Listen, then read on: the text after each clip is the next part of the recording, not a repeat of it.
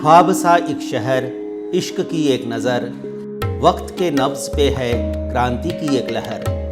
तुझको तहजीब व तमद्दुन का नया नाम कहूँ, तुझको आदाब करूँ और तुझे सलाम कहूँ। कहते हैं भगवान राम ने प्राचीन कौशल राज्य की अपनी विरासत इस हिस्से को अपने भाई लक्ष्मण को समर्पित कर दिया था।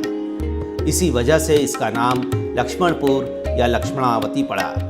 बाद में इस शहर को लखनऊ के नाम से जाना गया। अयोध्या यहाँ से 80 किलोमीटर दूर है। लखनऊ नाम को लेकर कई मतभेद हैं। मुस्लिम इतिहासकारों का मानना है कि बिजनौर के शेख यहाँ आए और एक वास्तुविद जिसका नाम लखना पासी था, उसकी देखरेख में एक किला बनवाया। उसी वास्तुविद के नाम से किले का नाम लखना किला पड़ गया। बाद में अपभ्रंश होते होते ये लखनऊ हो गया। लेकिन मुस्लिम इतिहासकारों का ये तर्क गले से नीचे इसलिए नहीं उतरता क्योंकि आज तक किसी वास्तुविद के नाम पर किसी नगर या किले का नाम नहीं रखा गया है। पुरानी बातों को छोड़ दें तो लखनऊ के वर्तमान स्वरूप की स्थापना 1775 ईस्वी में आसफुद्दौला ने की थी। अवध के शासकों ने यहाँ अपनी राजधानी बनाई और इस शहर को लगातार समृद्ध करते चले गए। लेकिन बाद में नवाब बिलासी और निकम्मे सिद्ध हुए तो लॉर्ड डलहौजी ने बिना युद्ध के ही अवध का अधिग्रहण करके ब्रिटिश साम्राज्य में मिला लिया। उस समय गद्दी पर नवाब वाजिद अली शाह विराजमान थे। सन 1902 में इस क्षेत्र का नाम United province of Agra and Awadh कर दिया गया और इसकी राजधानी इलाहाबाद बनाई गई। यूनाइटेड प्रोविंस को ही बोलचाल की भाषा में यूपी कहा जाने लगा। 1920 में राजधानी को इलाहाबाद से लखनऊ शिफ्ट कर दिया गया, परंतु हाईकोर्ट इलाहाबाद में ही रहा। लखनऊ में इसकी एक खंडपीठ की स्थापना की गई। आज़ादी के बाद 12 जनवरी 1950 में इस क्षेत्र का नाम उत्तर प्रदेश कर दिया गया और लखनऊ इसकी राजधानी बनी रही। 1963 में सुचेता कृपलानी यूपी की पहली महिला मुख्यमंत्री बनी और वो इस देश की पहली महिला मुख्यमंत्री भी थीं। इस समय लखनऊ में यूपी के लोगों के अलावा बंगाली, दक्षिण भारतीय और एंग्लो इंडियन भी बसे हुए हैं। यहाँ 77% हिंदू और 20% मुस्लिम हैं, बाकी सिख, जैन, ईसाई और बौद्ध हैं। यहाँ की राजनीति भी इन्हीं धर्म और संप्रदायों के इर्द गिर्द घूमती है। तो आइए इसी मुद्दे से हम शुरुआत करते हैं कि लखनऊ की गलियों का कुछ इतिहास ही पुराना है। हमसे पूछो, हमने इसे बहुत करीब से जाना है।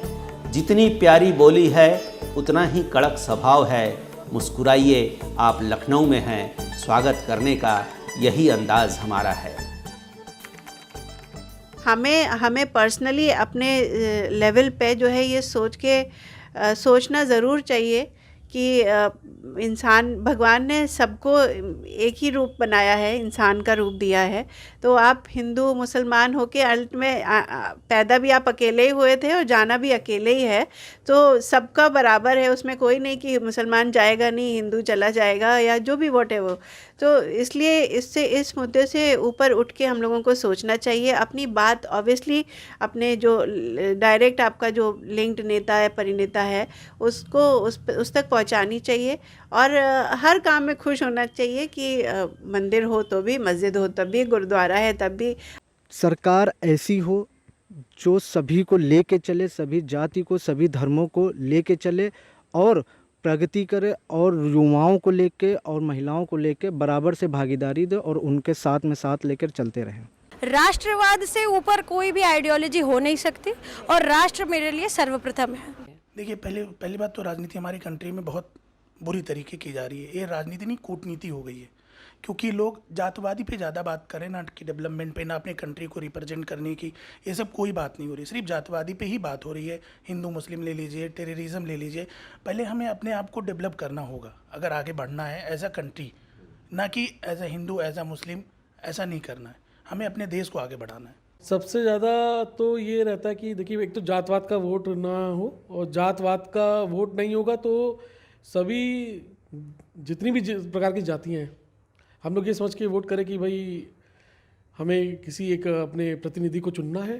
कांग्रेस की जो विचारधारा है वो कट्टर नहीं थी। कांग्रेस सबको साथ लेकर, सबका जो ओरिजिनल हिंदुस्तान पंडित जवाहरलाल नेहरू और महात्मा गांधी चाहते थे, उस आइडियोलॉजी को मानने वाली पार्टी कांग्रेस थी। क्योंकि आज क्षेत्रीय पार्टियां हैं, जो हमारे छोटे घटक दल हैं, काफ़ी जो पार्टियां बना रखी हैं छोटी छोटी, जिन्होंने कभी भी इन चीज़ों को आगे बढ़ने ही नहीं दिया। इन लोगों ने हमेशा धर्म, जाति और आपस में लड़ाने का काम करके अपने नेताओं को गद्दी दिलाने का काम किया और कभी भी इन सर्वांगीण विकासों पे ध्यान ही नहीं दिया। हम जब भी देखते हैं इलेक्शन की जहाँ बातें आती है, हम दूर से डेवलपमेंट विकास की बातें करते हैं, लेकिन जैसे इलेक्शन हमारे पास आ जाता है, हम सारी विकास हम सारे हमारे स्थानीय जितने मुद्दे हैं वो सब हम भूल जाते हैं। कहीं न कहीं ये जो हमारा मुद्दा है ये कहीं धर्म का रूप ले लेता है, कहीं न कहीं चीज़ों को लेता है, जो कि हमारे समाज के लिए और हमारे देश के लिए भी ये बहुत बड़ा घातक है। ये अच्छा नहीं है। बहुत स्पष्ट कह रहा हूँ कि जनता जो है जाति में बट गई, धर्म में बट गए, मजहब में बट गए, मुद्दों से खुद ही जनता भटक गई। जब आप अपना नेतृत्व चुन रहे हैं, आप एक ऐसा स्टूडेंट, ऐसा मेरिटोरियस स्टूडेंट चुन रहे हैं चुनाव के माध्यम से, तो आप सर्वाधिक अच्छा व्यक्ति चुनिए। यहाँ हम कहें ना कहें, लेकिन जातिवाद बहुत ही तरीके से, बहुत ही पूर्णतः मतलब व्याप्त है लोगों में। लोग आज शायद हम और आप कैमरे के सामने इसको डिनाई करें, लेकिन ये एक फैक्ट है, लोगों में है ये चीज़ कि वो कास्ट को देखते ज़रूर है।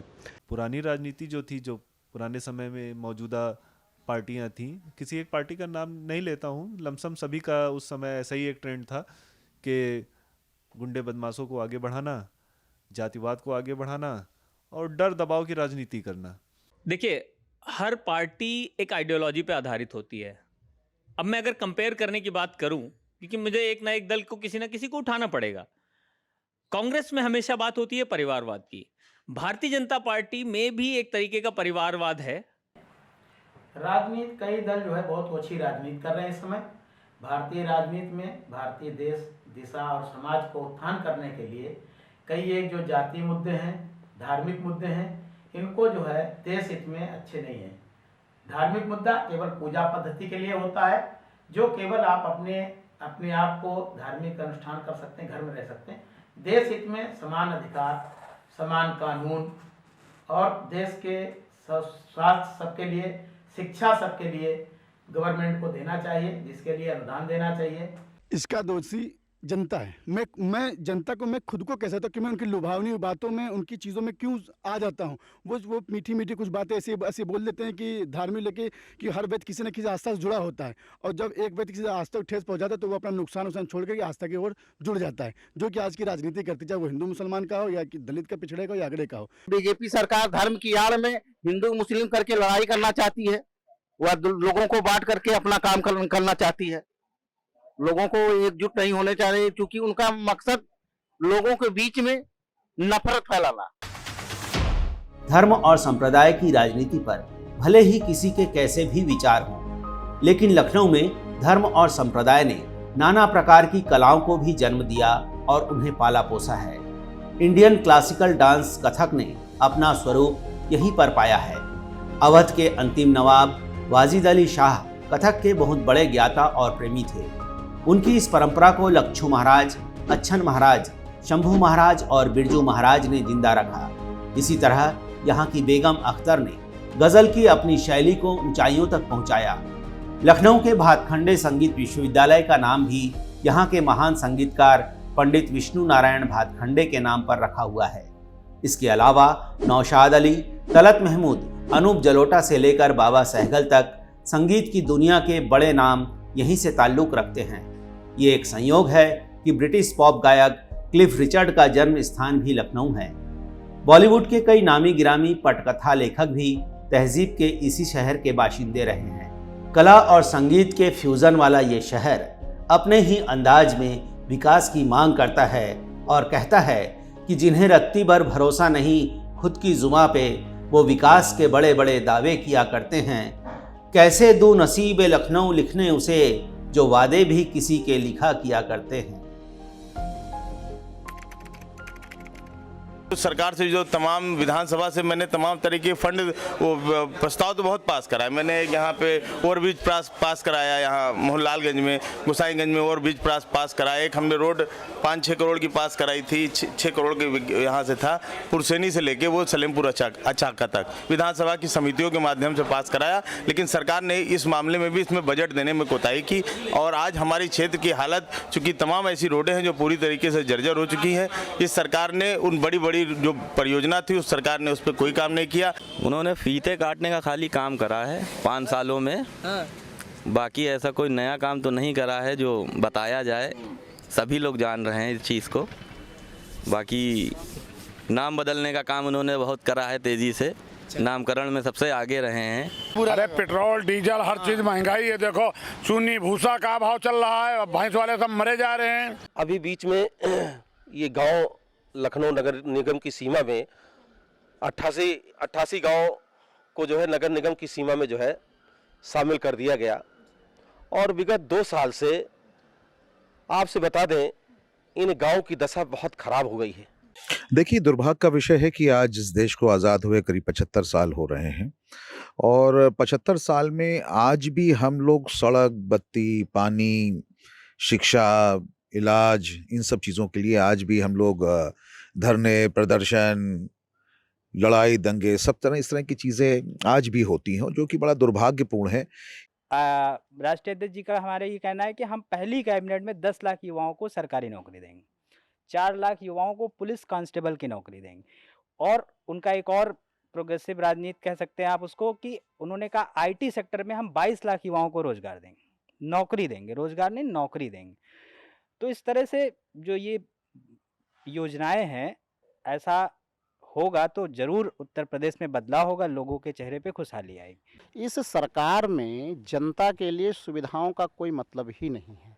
जनता सुविधा कैसे लेगी इससे उनका मतलब नहीं है, उनको सरकार में कैसे आना है इससे मतलब सरकार का रहता है।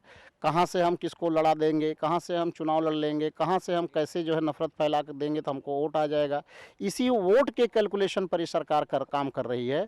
रोटी, कपड़ा, मकान, स्वास्थ्य और शिक्षा से इनका कहीं दूर दूर तक का संबंध नहीं है। सीधी सी बात है, गुंडा राज सरकार ने ख़त्म करा है।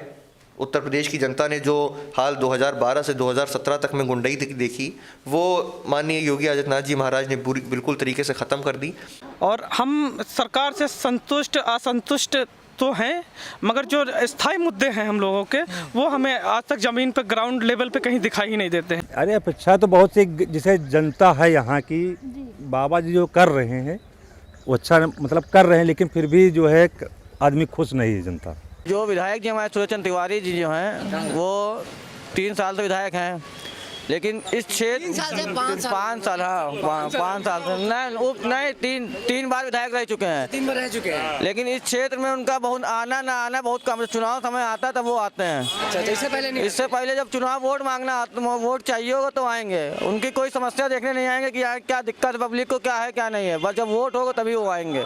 योगी सरकार बहुत अच्छी रही है और मैं लखनऊ का ही निवासी हूँ और सुरक्षा व्यवस्था, कानून व्यवस्था सारी कुछ बहुत अच्छी रही है योगी सरकार में, इसीलिए आगे भी जो है 2-3 बार और मौका मिलना चाहिए योगी सरकार को। अरे बहुत दिक्कत है, न नाला में कुछ काम हुआ, न गांव में विकास किया, और न कहीं यहाँ 5 साल में वो आया यहाँ देखने कि कोई मरता है कोई जीता है, कि बस भर दिन निकल जाता है, पैसे की कमाई करता है। हजारों की संख्या में मानव को जातियों में बांट दिया गया। भारत में सिर्फ मानव जाति होनी चाहिए, बस मानव जाति, इंसानियत जाति, बस मनुष्य। हाँ साहब, मोदी जी की सरकार आना चाहिए, बहुत अच्छा काम किया है और जो कर रहे हैं अच्छा कर रहे हैं, हम लोग खुशी हैं। हमको लोगों को पेंशन भी दे रही है और राशन कार्ड फ्री। अच्छा काम करता है, जिसके मुकलबे कोई बड़े बड़े नेता होंगे, 90 साल की मेरी उम्र नहीं चाह रही है, इसको नेता नहीं आया। अच्छा हाँ बताओ भैया, कोई काम से नहीं खुश है ना। हमका राशन मिले कम से कम नहीं हो गया 4 साल, बिल्कुल, और ना 4 साल में ना राशन मिले, कोटेदार ये जाके यहाँ हटा दी नहीं हमका, न राशन न कुछ, न दुआरे जाओ जाके यहाँ कुछ मिलते नहीं हमका। जो भी इसमें लापरवाही होती है, कार्य अच्छा नहीं हो पा रहा है, तो उसके जिम्मेदार भ्रष्ट अधिकारी लोग हैं, हम ही लोग हैं, आप लोग हैं। जैसे ऊपर से आदेश कुछ और होता है और यहाँ जमीन में कुछ काम और हो रहा है। सरकार काम अच्छा कर रही है तो सब लोग खुश हैं।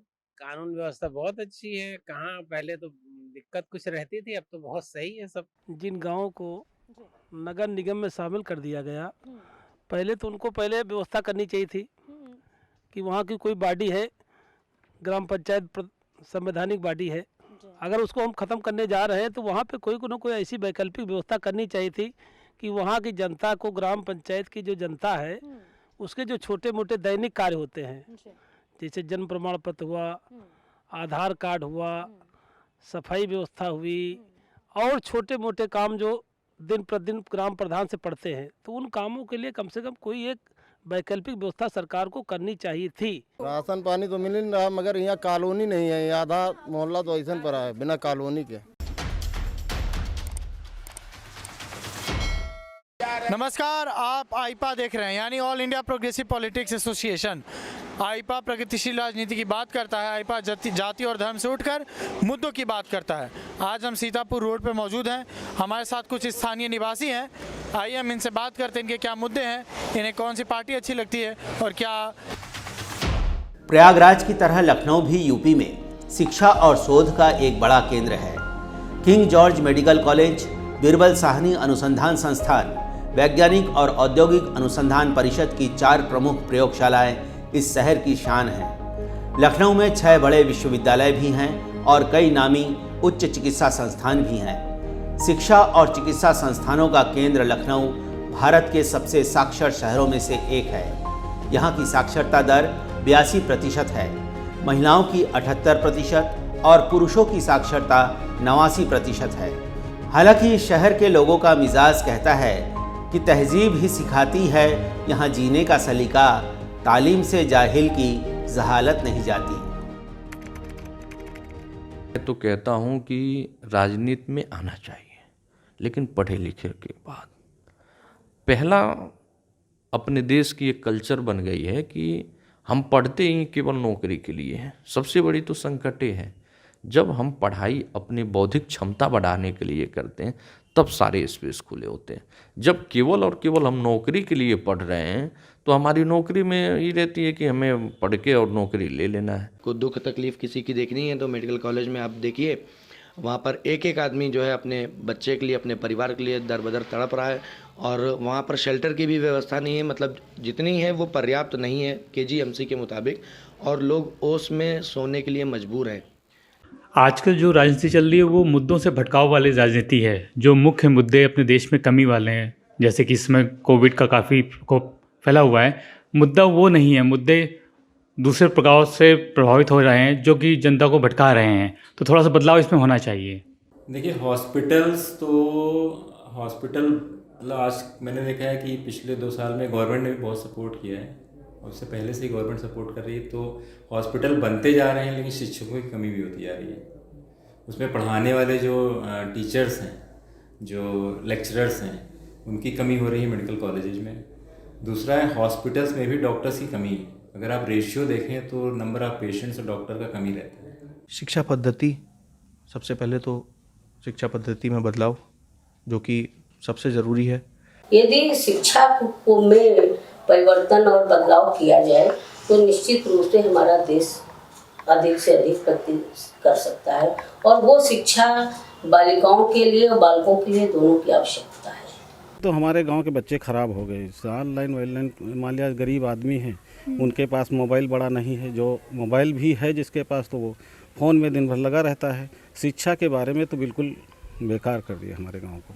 ऑफलाइन स्टडीज़ से ऑनलाइन आए, मैं ये कहूँगी कि देखिए, ऑनलाइन स्टडीज़ जो हैं वो ऑफलाइन का पूर्णतया विकल्प नहीं है। हमें सबसे पहले शिक्षा की ज़रूरत है, क्योंकि हमारे शास्त्रों में शिक्षा को सबसे प्रधान बताया गया है, सर्वधर्म प्रधानम। तो हमको शिक्षा चाहिए, हमें किसी नेता से नहीं मतलब, न मोदी से मतलब, न अखिलेश से मतलब, न मायावती से। जिसको मंदिर में बैठना चाहिए, मुख्यमंत्री बैठा है और पढ़े लिखे इंसान लेके डंडा टहल रहे हैं, मतलब कहने का मतलब आंदोलन कर रहे हैं। स्मार्टफोन किसी के पास तो होगा नहीं, हम लोग इतना गरीब हैं, और स्मार्टफोन दे भी रहे हैं तो जो शिक्षित हैं उनको दे रहे हैं, हम लोगों को तो दे नहीं रहे।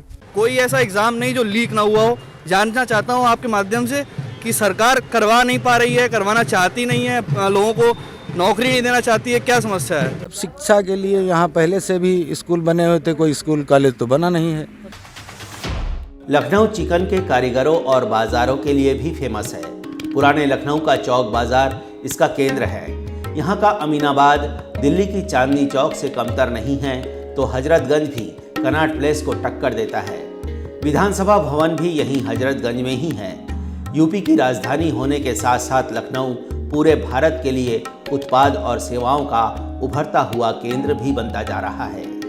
सूबे की राजधानी होने के कारण यहाँ तमाम सरकारी विभागों के साथ साथ सार्वजनिक क्षेत्र के कई उपक्रम भी मौजूद हैं। शहर के मध्यम वर्गीय वेतनभोगी इन्हीं विभागों और उपक्रमों में नियुक्त हैं।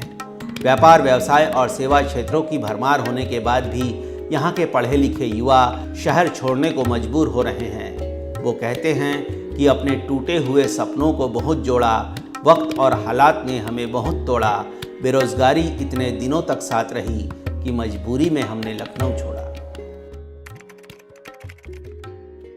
आज हमारे युवा हैं, पढ़ने के बाद टेक्निकल शिक्षा पे सरकारों का ध्यान नहीं जा रहा है। लोग ग्रेजुएशन कर ले रहे हैं, पीजी कर ले हैं, उसके बाद भी उनको जीविका के लिए संघर्ष करना पड़ता है। एमबीए पास आउट लड़के 5-5, 10-10 हज़ार पे नौकरी कर रहे हैं।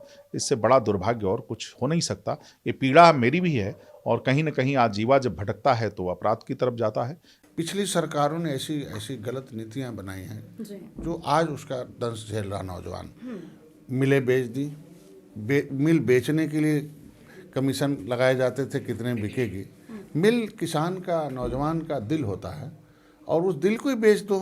कम से कम आज वो मिलें स्टार्ट हो रही हैं और रोजगार के साधन बढ़ाए जा रहे हैं। अभी इलाहाबाद में डंडे चलवाया है। अभी डंडे चलवाया है। 5 साल से जो है आश्वासन दे रहे हैं बच्चों को कि नौकरियां मिलेंगी, बस इतना दिया है बस बाबा जी।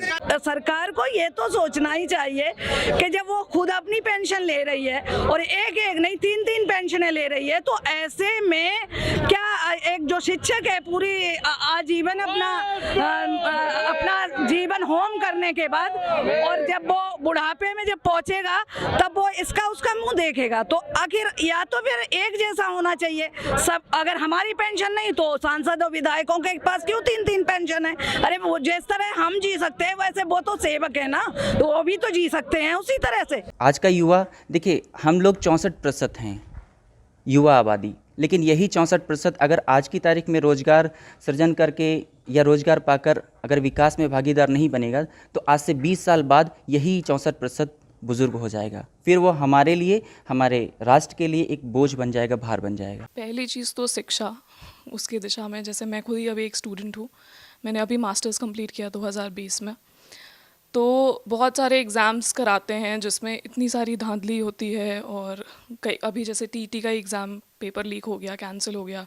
टेंडर जिसको दिया गया था उसके पास प्रिंटिंग प्रेस ही नहीं है, उसको टेंडर दिया है पेपर प्रेस करने का।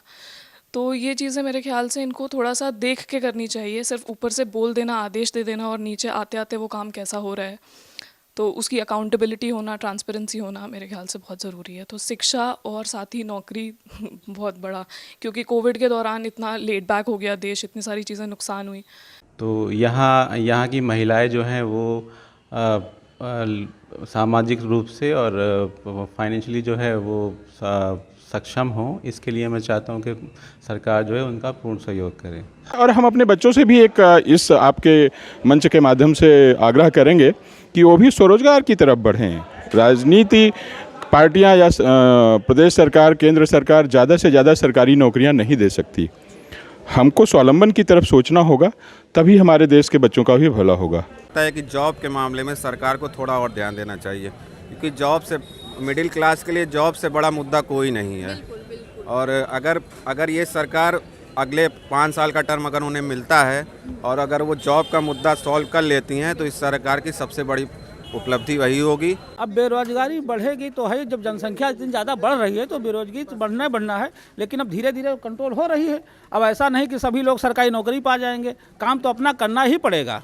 ऐसा नहीं है कि सभी लोग सरकारी नौकरी में हैं या आगे हो जाएंगे, कोई भी नहीं कह सकता है। ये तो एक मुद्दा अपना बनाते हैं, हमारी सरकार नहीं होगी तो हम यही कहेंगे कि बेरोजगारी बढ़ी, ऐसा नहीं है। मुझे लगता है बेरोजगारी के मामले में तो इस गवर्नमेंट में कोई वैकेंसी कहीं से भी नहीं निकली, ना ही वो प्राइवेट सेक्टर में आई हो या ना ही गवर्नमेंट में।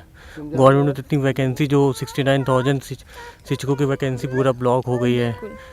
उसके बाद मुझे गवर्नमेंट उतना आइडिया तो नहीं है, बट प्राइवेट सेक्टर में भी बिल्कुल कोई भी IT सेक्टर में कोई कंपनी 5 साल में लखनऊ में नहीं आई है। उसके पहले मैंने HCL देखी है जो शहीद पथ पे हमारे यहाँ पे है। आज के 5 साल पहले जो इनको 350 रुपये मजदूरी मिलती थी, ठीक है, आज भी वही मजदूरी उनकी है, ठीक है, लेकिन तेल अगर आप चाहे वो पेट्रोल का ले लीजिए या आप खाने का तेल ले लीजिए, ठीक है, वो चरम पे है। पहले लोग अपना खाना भी खाते थे, 2 पैसे बचा भी लेते थे।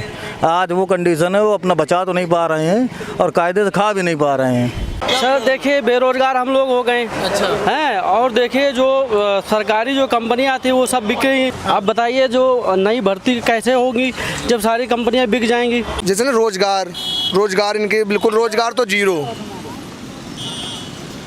हर काम इनका असफल रहा। ये हम लोगों को 5 किलो अन्न पे पेट हमारा नहीं भरेगा।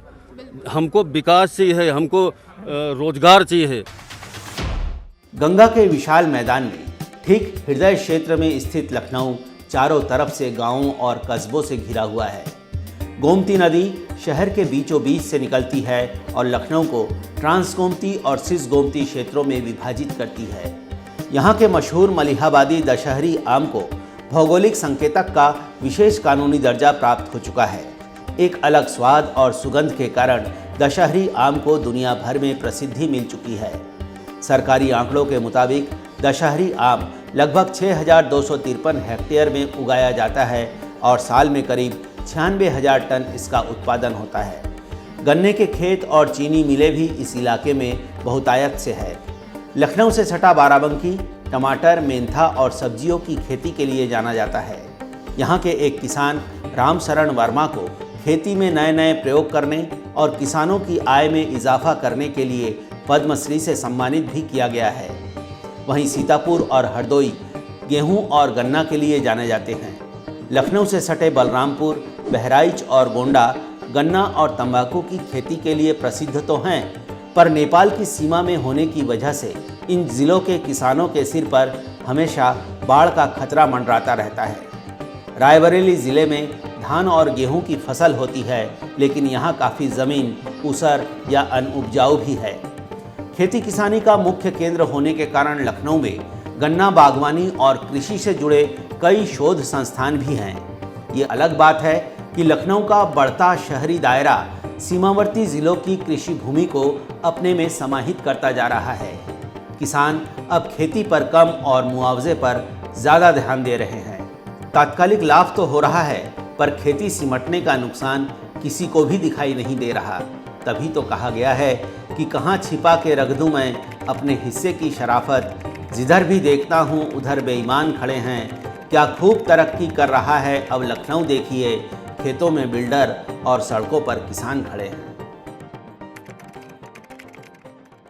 तमाम लोग कहते हैं किसान का कर्जा माफ़ किया जाए। मैं कहता हूँ किसान कर्जा तो आप माफ़ करने की बात न करें, किसान को ऐसा मजबूत करिए, ऐसा सख्त बनाइए कि उसका बैंक में पैसा जमा रहे, या किसान अपने स्रोतों से कर्जा चुकाने की स्थिति में आए। कर्जा माफ़ होनी चाहिए। विपरीत परिस्थिति है, अगर मान लीजिए आपको सूखा पड़ता है, कोई भी प्राकृतिक आपदा आती है, बाढ़ आती है, जलमग्न होता है, खेत खराब होता है, तो होना चाहिए। ये हम लोगों को 5 किलो अन्न पे पेट हमारा नहीं भरेगा। हमको विकास चाहिए, हमको रोजगार चाहिए। किसानों के लिए इतना है कि रात दिन सोना बड़ी मुश्किल है, मरा जा रहा है। हमारे जानवर किसान भाई लोगों को जो परेशानी दिक्कत का सामना कर रहा, जाड़े में फसल रखानी पड़ रही, रात के अगर ठंडे में अपना बिस्तर घर छोड़ के अगर वो जाड़े में अपने खेत की रखवाली कर पा रहा है, उसके बावजूद नहीं बच पा रहा है, तो आप कैसे कह देंगे किसान खुश है? भाई देखो, हर गांव में गौशाला तो नहीं बनेगा, क्योंकि जितनी दूरी पे बनता है वहाँ पे बना होगा, अर्जुनपुर में बना हुआ है। ये जो मुद्दा है मेन चीज सांड वाला है, अपने हाथ से पकड़ के उसको बंद करो जाके। ये देखो चोट लग गई पैर में, पकड़ने गए थे सांड उस दिन।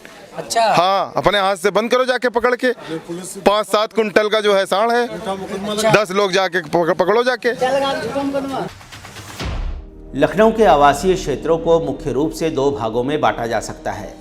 पहला है सिस गोमती क्षेत्र। इसमें राजाजीपुरम, कृष्णानगर, आलमबाग, दिलखुशा, RDSO कॉलोनी, चारबाग, ऐशबाग, हुसैनगंज, लालबाग, राजेंद्र नगर, मालवीय नगर, सरोजनी नगर, हैदरगंज, ठाकुरगंज और शहादतगंज आते हैं। वहीं ट्रांस गोमती क्षेत्र में गोमती नगर, इंदिरा नगर, महानगर, अलीगंज, डॉलीगंज, नीलमत्था, कैंट, विकास नगर, खुर्रम नगर, जानकीपुरम और साउथ सिटी आते हैं। हैरानी की बात है कि लखनऊ शहर एक नदी के 2 हिस्सों में विभक्त है। बावजूद यहाँ की सबसे बड़ी समस्या ग्राउंड वाटर लेवल की है। लगातार गिरते जल स्तर ने कई समस्याओं को जन्म दे दिया है। पीने के पानी की समस्या के साथ ही बारिश में पानी की निकासी का नहीं होना भी कई इलाकों के लिए मुसीबत का सबब बन जाता है। मोहनलालगंज क्षेत्र के लोगों का कहना है कि सरकार तमाम जन सुविधाओं के मुद्दों को लगातार दरकिनार कर रही है। शहरी क्षेत्र के साथ साथ लखनऊ के ग्रामीण इलाकों में इस तरह की समस्याएं ज़्यादा दिखाई देती हैं। लोगों का ये भी कहना है कि सरकारी योजनाओं का लोगों को लाभ नहीं मिल पा रहा है। लोग चाहते हैं कि उनकी समस्याओं को इंसान बनकर देखा जाए, तभी सबका उत्थान हो सकेगा। हर तबके का उत्थान ज़रूरी है, हर गरीब का सम्मान ज़रूरी है। भगवान होना तो दूर की बात है, बनना इंसान को इंसान ज़रूरी है। उत्तर प्रदेश के अंदर जो है, अगर आप केंद्रित करें तो आपको लगेगा कि 2 बार महीने में एक व्यक्ति को 10-10 बार यानी 20 किलो राशन मिल रहा, 1 किलो और दोनों बार जब लेने जाएगा तो 1 किलो नमक मिलेगा, 1 किलो दाल मिलेगी या चना मिलेगा, 1 किलो तेल भी मिलेगा। तो ज़मीन में बराबर पानी रोज़ाना शाम को कम हो रहा है। रोज़ाना पानी का खर्च रोज़ सुबह बढ़ जाता है। कम से कम 1 लाख बच्चे हमारे मुल्क में हिंदुस्तान में पैदा होते होंगे, तो 1 लाख बच्चे नहलाए जाते हैं। 1 लाख बच्चे जो नहलाते हैं वो लोग नहाते हैं। तो ये पानी इतना कम हो रहा है, तो पानी के लिए हम बेचैन हैं। ये एडवोकेट प्रोटेक्शन बिल बन चुका है और दूसरी चीज़ इसको सेंट्रल गवर्नमेंट जल्दी ही सदन में अपने यहाँ रखेगी। हम चाहते हैं हर स्टेट में होना चाहिए, ये ज़रूरी है अधिवक्ताओं के हित के लिए, क्योंकि कभी ऐसी डे लाइट मर्डर हो जा रहे हैं। इसलिए हम चाहते हैं कि एडवोकेट्स प्रोटेक्शन एक्ट जल्दी से जल्दी इम्प्लीमेंट किया जाए और इसकी एक रूपरेखा तैयार हो चुकी है और उम्मीद करते हैं निकट भविष्य में जल्दी ही इम्प्लीमेंट हो जाएगा। गवर्नमेंट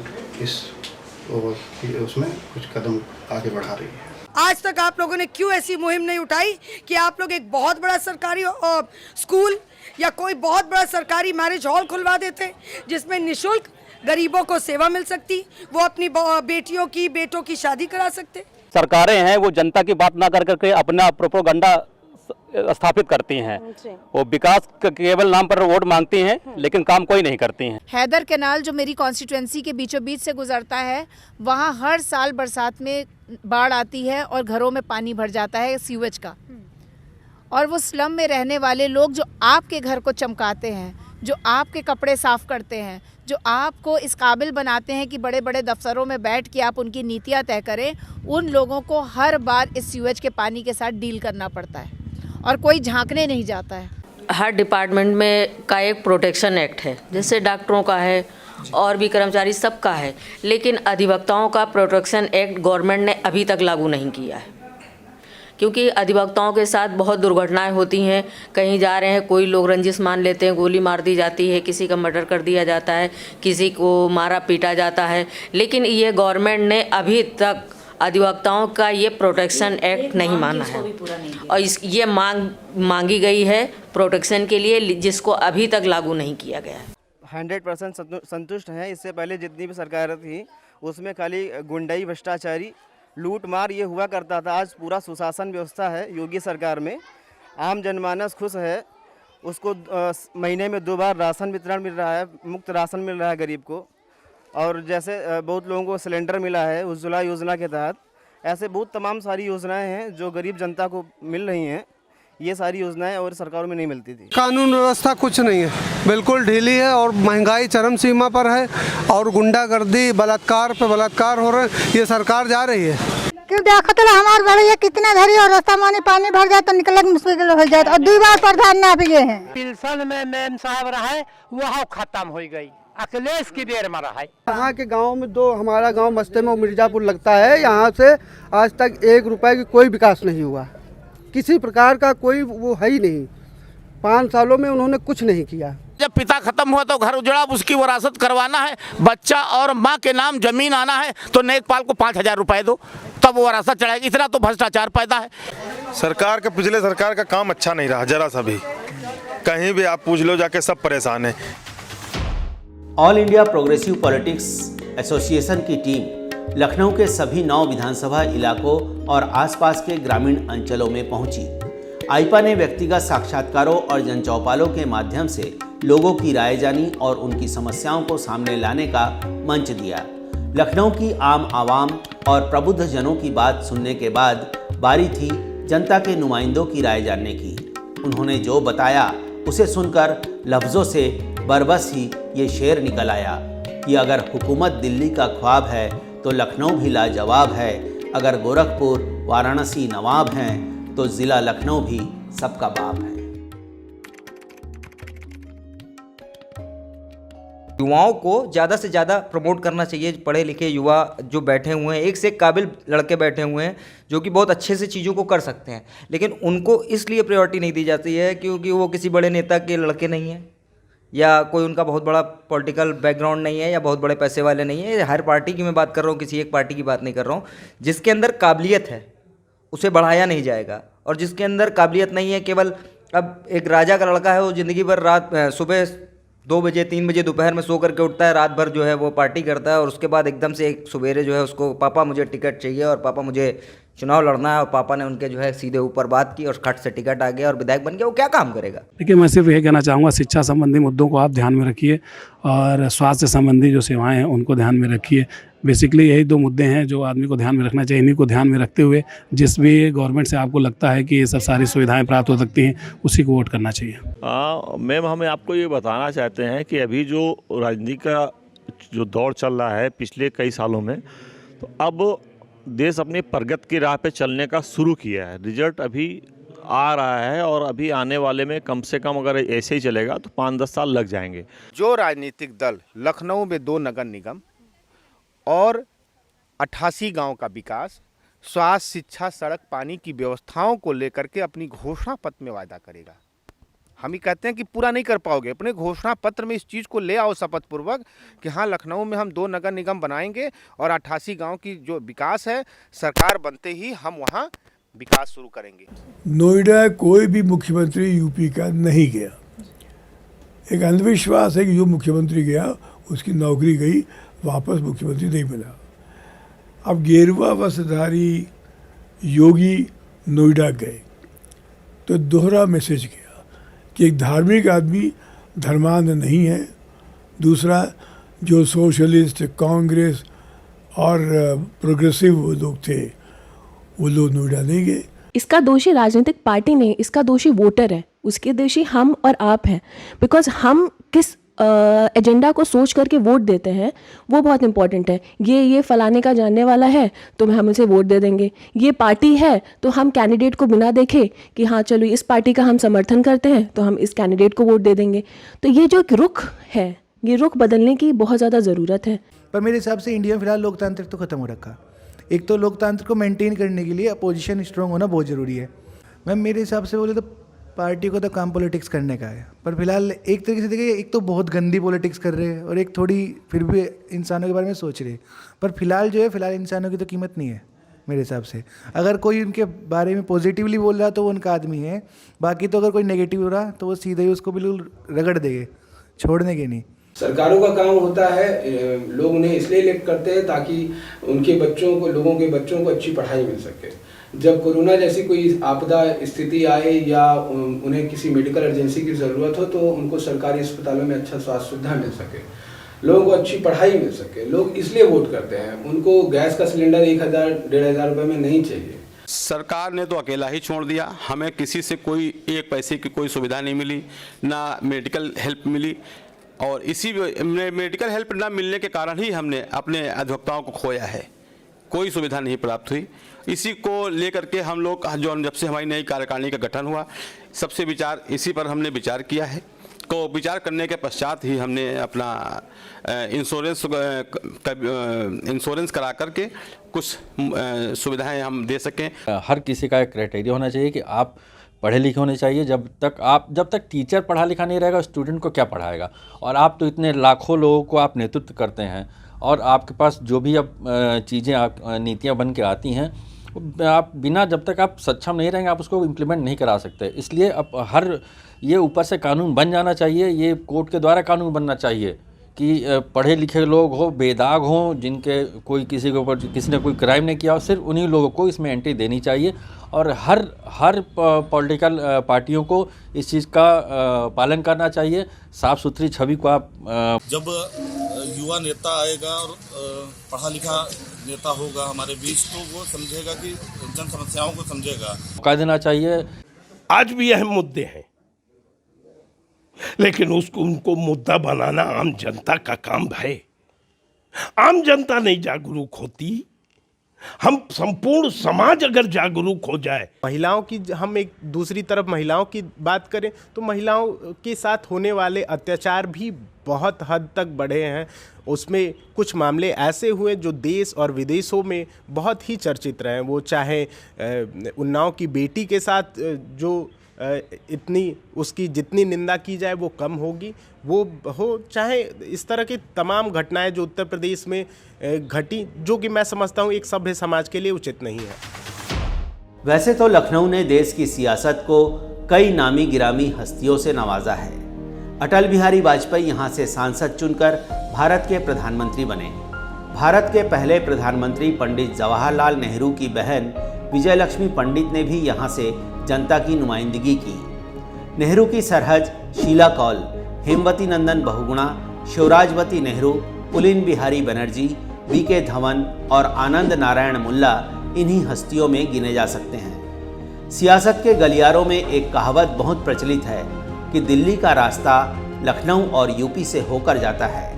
लेकिन इतना सब होने के बाद भी जनाब लखनऊ ने कभी अपनी सीट से सूबे को कोई मुख्यमंत्री नहीं दिया है। तहजीब में बेअदबी हो गई हो तो माफ़ी चाहेंगे और कहेंगे कि भुला दो कुछ गलतियां उनकी, कुछ खुद भी सुधर जाऊं, आ जाए थोड़ा अदब मुझ में, मैं भी लखनऊ हो जाऊं। Bureau report, आईपा।